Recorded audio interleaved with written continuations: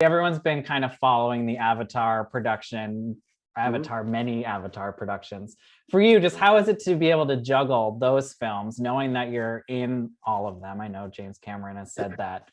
While you're doing projects like this, smaller scale, and just how complicated is it to kind of figure that all out? There have been times during the whole process where it has been a little challenging or complicated because I might be really in the middle of something with Avatar that we've just spent 3 months on, but now I know I'm going to be off for 3 months before they get back to me for whatever reason, Yeah. Uh, and so kind of keeping that fire burning or in the back burner is something you have to manage, but you really have to sometimes turn it so far down that it might as well be off because you get deeply involved in another thing. So you Yeah. just kind of, but this has been going on for a while. Yes, and will continue for a bit. And it ain't done yet. And so I've kind of learned, I think, to manage it. We check in with each other on a regular basis, Avatar and myself. Avatar, the fact that Avatar will open and then Avatar we will continue working on them is something that is just part of incorporated into my planning and my preparation for everything at this point, which is to say I can't really fall out of shape until I finish Avatar 5, so it kind of gives you great incentive to stay in shape.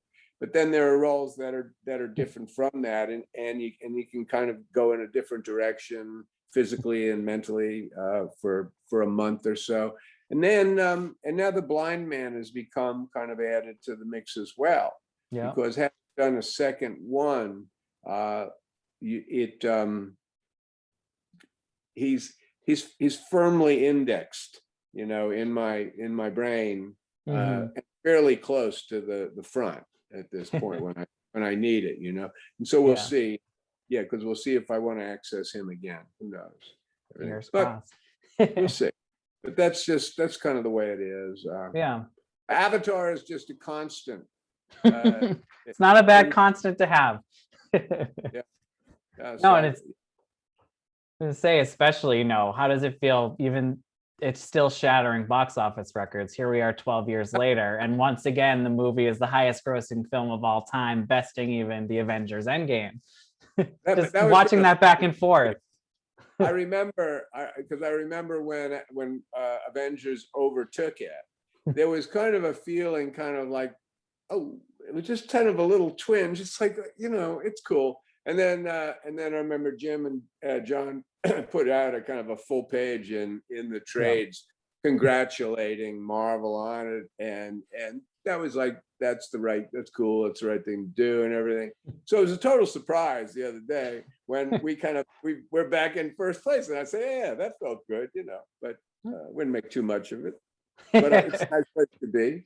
Yeah, no, and I mean, last Avatar question I have for you, but we know there's a lot of underwater action stuff. We know Jim said you're still the main villain for all of these sequels. Obviously, we'll see an evolution of the character, but just for you, how is it to be able to get back into that character, and also while getting used to all this underwater work, which just looks insane looking at the pictures?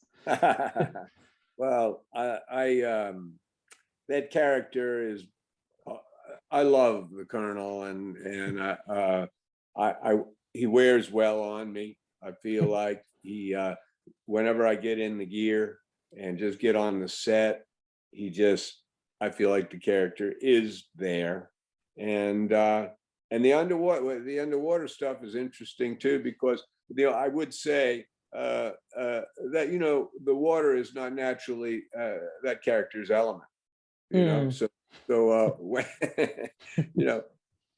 of course there are beings in Avatar who, when they're in the water, that's just where they want to be. That's what they're doing and everything like that. So, but I would say less so for the Colonel. A lot of times if he's in the water, he's trying to get out of the water. Yeah. But And working on it, the kick. I mean, just working on it was amazing. Just learning the skill involved was that was a full-time job.